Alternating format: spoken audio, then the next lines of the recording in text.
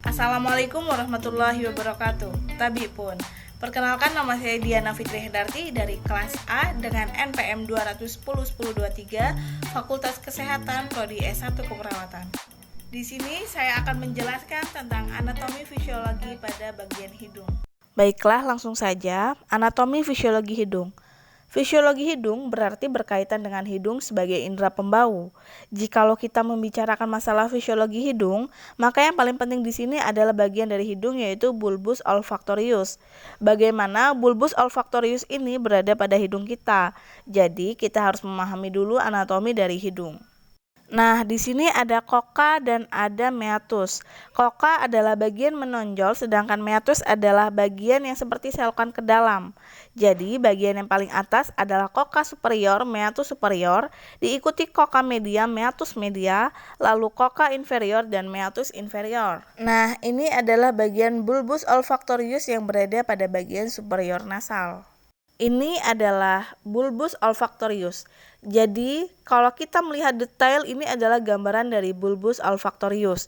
Di sini kita lihat ada sel-sel olfactorius adalah cabang langsung dari sel-sel bipolar dari sistem saraf pusat.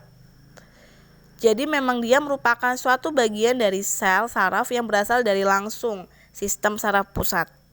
Dia berada di sekitar sel sensus stakuler yang biasa disebut dengan sel penyangga.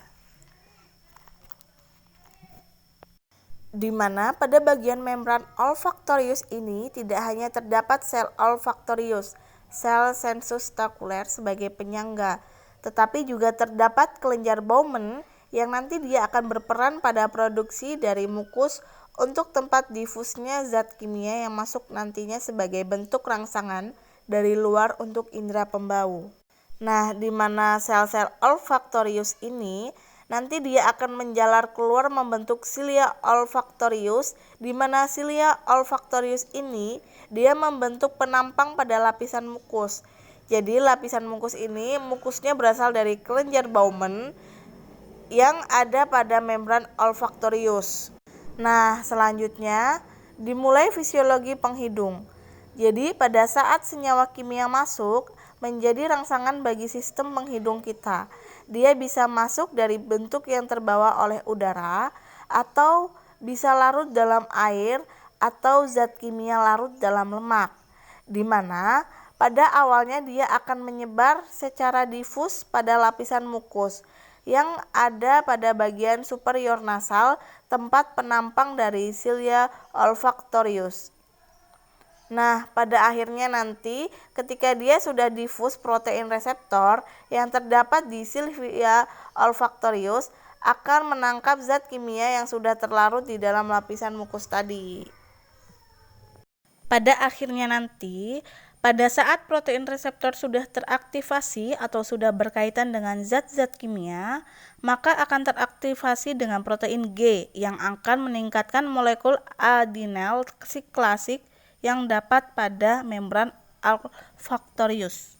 Sehingga ini akan berhubungan dengan masuk zat kimia ke lapisan mukus kesebar secara difus, lalu ditangkap oleh protein reseptor yang ada di cilia olfactorius.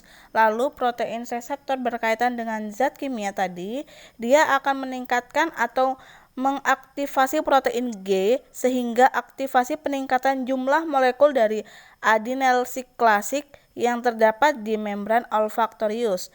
Pada akhirnya nanti akan terjadi peningkatan atau pengaktifan CAMP aldehydo-monofosfat siklis, di mana CAMP ini dia akan berperan membuka kanal ion natrium, sehingga pada akhirnya natrium dia akan masuk ke dalam membran sel olfactorius tadi, sehingga ion natrium dia akan masuk ke dalam sel olfactorius, sehingga dia akan sel olfactorius terjadi polarisasi, di mana perubahan dari zat kimia tadi menjadi mistik.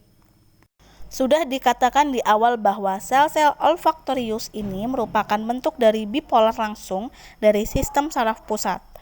Jadi, pada saat sudah terjadi bipolarisasi pada sel olfaktorius, maka mistik akan dialirkan atau dijalarkan menuju sistem persyarafan ke pusat lobus temporal.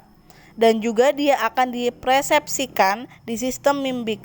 Sehingga selain kita mengetahui bau yang kita cium, kita akan mengetahui juga bau ini pernah kita bau karena ada persepsi di sistem limbik. Mungkin itu saja yang dapat saya sampaikan, kurang lebihnya saya mohon maaf. Wabillahi taufiq wal hidayah. Wassalamualaikum warahmatullahi wabarakatuh.